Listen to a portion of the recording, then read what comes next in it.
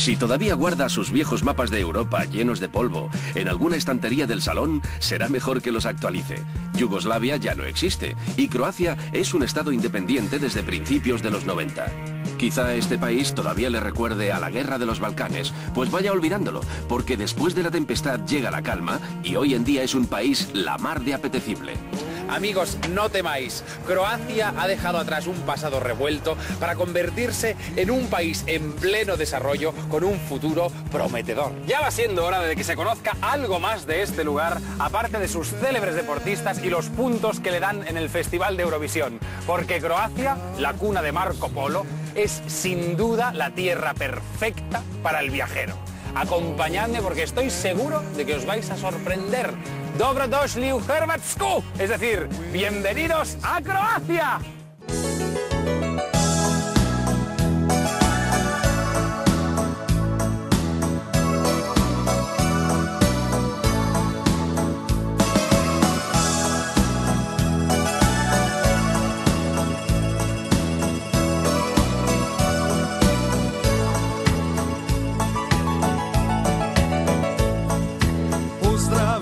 Sve, sinje moje more, naše brodove, što po svijetu plove, tebi na dar, dižem čašu vina, zapjevajmo sad, onu iz davnina.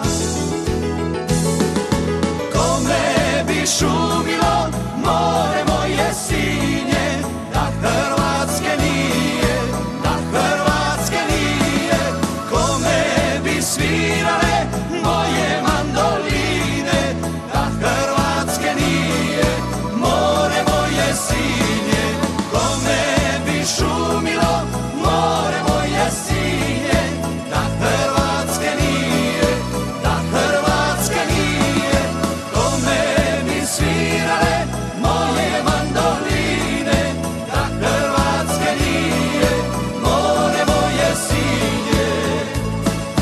Sve to dobro znam, moja Dalmacija.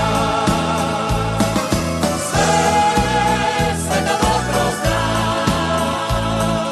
moja Dalmacija.